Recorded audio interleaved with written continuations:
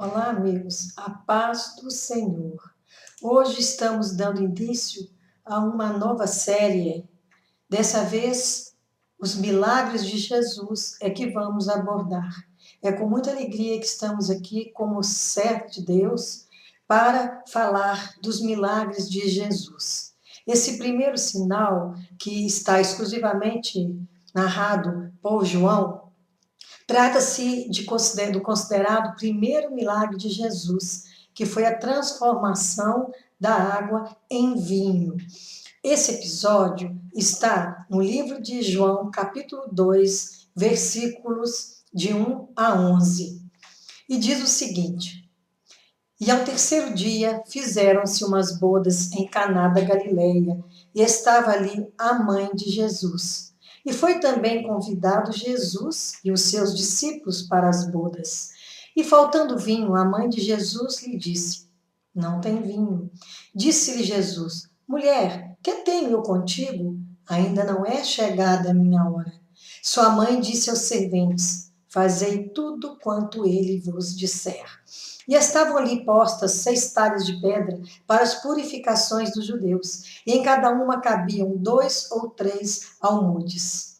Disse-lhes Jesus: Enchei de água essas talhas. E encheram-nas até em cima. E disse-lhes: Tirai agora e levai ao mestre-sala. E levaram. E logo que o mestre-sala provou a água feita vinho, não sabendo de onde viera, se bem que o sabiam os serventes que tinham tirado a água, chamou o mestre-sala ao esposo e disse-lhe: Todo homem põe primeiro o vinho bom, e quando já tem bebido bem, então o inferior. Mas tu guardaste até agora o bom vinho. Jesus principiou assim os seus sinais em Caná da Galileia e manifestou a sua glória, e os seus discípulos creram nele.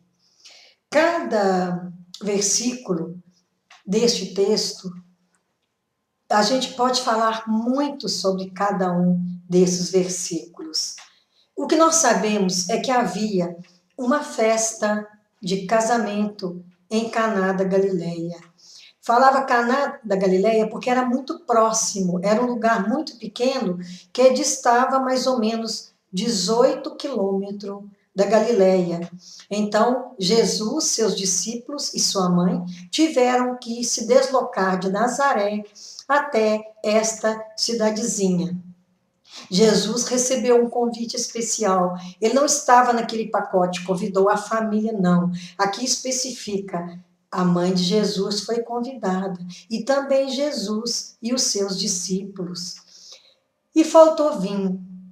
E a mãe de Jesus lhes disse: Não tem vinho. Aqui nós podemos pensar o seguinte: naquele tempo, as festas de casamento dos judeus podiam durar até uma semana. E tinha que haver uma provisão de tudo que iria precisar para manter esses convidados alegres e satisfeitos até o final de toda a celebração. E quando faltava vinho, o vinho que é sinal de alegria, representava a alegria da convivência, a alegria da festividade, era considerado um vexame muito grande. Então, isso não podia acontecer, era quase que um desastre social, se assim podemos dizer. E a gente entende que Maria era uma pessoa de casa, porque muitas vezes os convidados não sabem o que está se passando na cozinha, se tem muita coisa ou não, se vai faltar. E Maria estava em o que acontecia naquela casa, naquela festa.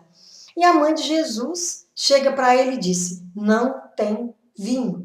Então, isso quer dizer que Maria, mesmo ainda não tendo presenciado um sinal significativo em Jesus, ela sabia que, procurando por Jesus, alguma coisa ele iria providenciar, alguma coisa ele poderia fazer, embora ele não fosse o dono da casa, ele estava ali como um convidado, como os outros.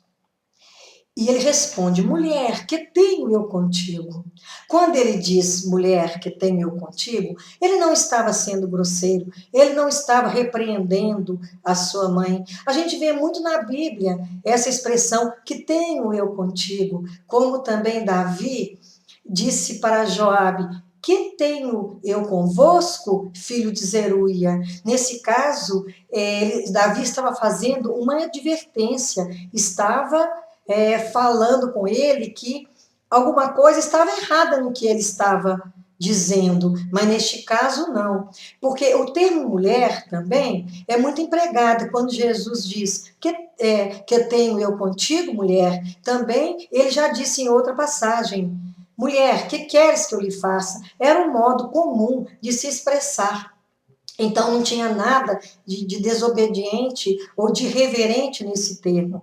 E quando ele diz que tenho eu contigo, ele queria dizer que a hora dele ainda não tinha chegado, porque Jesus, como servo do Pai, como homem, ele foi obediente até o final. Ele não contestava os mandamentos de seu Pai. Mesmo sendo Deus, ele como servo, ele era um homem. Então, tudo que ele fez, ele invocava os céus e esperava o consentimento, a autorização de Deus. É um exemplo muito grande para nós. Tudo que formos fazer, tudo que formos projetar, que nós possamos primeiro consultar a Deus, pedir a direção, pedir o aconselhamento dele, pedir a iluminação do Espírito Santo, para que tudo nos vá bem. Então não era chegada a hora, porque, na verdade, ainda não tinha feito um sinal significativo, público, e nesse momento estava prestes a fazer.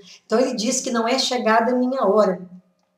E a mãe sabia que ele, sendo obediente ao pai, alguma coisa ele iria fazer, porque Deus haveria de consentir.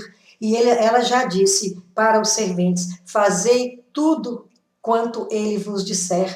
Nós lembramos também quando o faraó, falando de José, e que era para salvar o reino da fome, ele ordenou: fazei tudo o que ele vos disser. Então, quando há uma confiança muito grande, uma confiança plena, a gente obedece, porque sabe que tudo que for feito vai ser feito de maneira correta. Então, fazei tudo o que ele vos disser. E também indica que nós devemos obedecer a tudo que Jesus diz na sua palavra, o que Deus iluminou para que as pessoas que escreveram a Bíblia nos ensinassem através dessa inspiração do Espírito Santo de Deus. E prossegue: estavam-lhe postas 6 talhas de pedra para as purificações dos judeus. É porque os judeus, eles tinham essa mania de limpeza, eles lavavam as mãos várias vezes, quando eles iam para uma festa, chegavam numa casa, eles já não precisavam pedir, porque eles traziam água para lavar os pés. Inclusive, os fariseus, eles levavam tão a sério isso, que eles se preocupavam muito com a lavagem dos copos, mas é o que Jesus dizia, eles cuidavam de lavar por fora, mas por dentro havia excremento, havia sujeira. Às vezes, aparentemente, eles cumpriam tudo que eles achavam que era para cumprir, mas, na verdade, por dentro, eles não obedeciam, porque tinham pensamentos impuros e eram muito preconceituosos. Então, a gente lembra dessas passagens aqui. Então, cada talha cabia 40 litros. Então, eram 6 talhas. Era muita, teria que ter muito vinho para encher aquelas talhas. Jesus disse: enchei de água essas talhas, e encheram-na até em cima. Eu não imagino o que esses empregados pensaram. O que esse homem está querendo? Se está faltando vinho, ele manda encher essas talhas de água. E como ninguém conhecia, Jesus conhecia os sinais dos céus, eles devem ter feito, mas assim, porque eles não tinham como não obedecer, porque estavam numa situação de vexame, de vergonha. E disse-lhes: tirai agora e levai-a ao mestre-sala. E eles fizeram realmente tudo o que Jesus disseram e levaram para o mestre-sala. O mestre-sala provou e estranhou.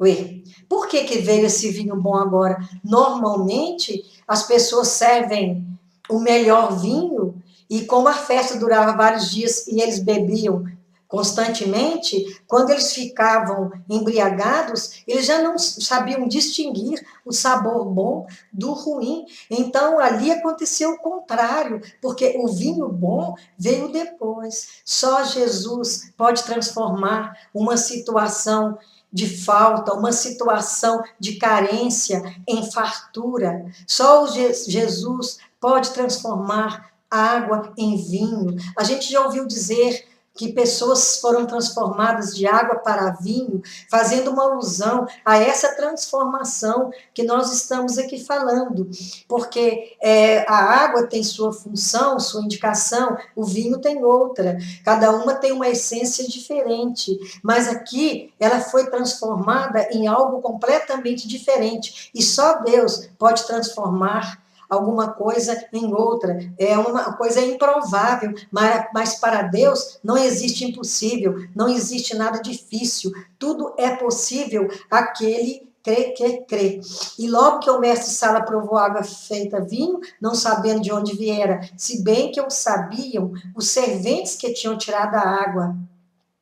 Então, realmente, só os serventes, porque Jesus, todos os milagres, tudo que ele fez foi de maneira discreta. Ele não anunciou, gente, venham todos aqui para a sala, vocês vão presenciar agora um grande milagre, acabou o vinho aqui, mas eu vou agora fazer este milagre, essa água toda vai ser vinho. Então, Jesus não se arvorou, ele fez tudo discretamente. Nem o mestre Sala, que era o que organizava a festa, sabia o que estava acontecendo. Então, ele estranhou muito e chamou o esposo e comentou com ele que o vinho bom veio depois.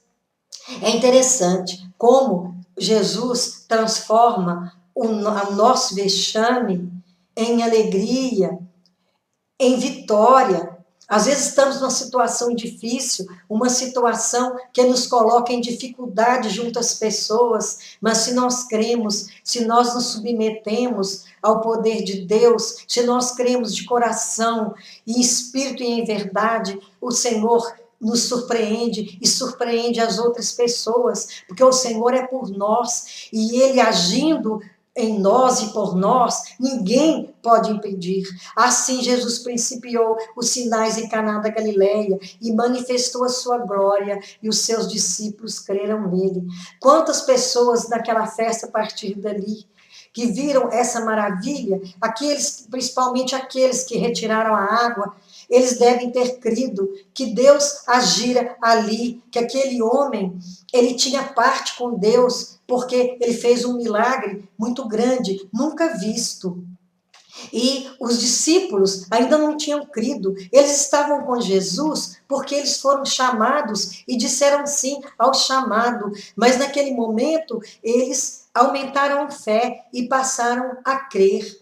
Então, nós temos que convidar Jesus para a nossa vida constantemente, para o nosso casamento. Às vezes, aquele vinho da alegria de nosso casamento, da nossa convivência, da nossa vida em comum no lar, acabou. Nós estamos vivendo dias difíceis, dias de aflições, de contendas, mas se nós convidarmos Jesus para a nossa casa, ele muda a nossa situação, e ele transforma a nossa vida incolor, insípida, em um vinho maravilhoso, um vinho suavizante, que vai nos dar alegria. Se nosso trabalho não está nos agradando, temos tido dificuldades, que nós possamos convidar Jesus para fazer parte de nosso dia, de nossos momentos, e o Senhor pode transformar nossos chefes, nossos colegas e a nós mesmos, para que nós possamos viver o melhor de cada um de nós. Só o Senhor Jesus pode transformar a água de um viver sem sabor, um viver que está carecendo de soluções, em algo que possa nos trazer vitória, possa reavivar a alegria que ela arrefeceu, que ela não está presente em nossa vida, que nós possamos convidar Jesus para o nosso coração e, sobretudo, como servos, obedecer ao Senhor em tudo que Ele nos manda fazer, e que Ele possa ser o primeiro em nossa vida, o principal, para que tudo vá bem e que nós possamos, como os discípulos de Jesus, reconhecer tudo que ele tem feito por nós e principalmente que tem nos mantido vivos para que nós tenhamos tempo de voltar para ele, nesse tempo que se chama hoje, para que ele transforme a nossa vida num vinho saboroso, num vinho que vai nos alegrar e que vai fazer os que estão em volta de nós também alegres. Que o Senhor nos abençoe, que o Senhor nos guarde e que possamos cada vez mais nos aproximar de Jesus com o coração grato, com o coração sincero. Amém. Que o Senhor perdoe os nossos pecados.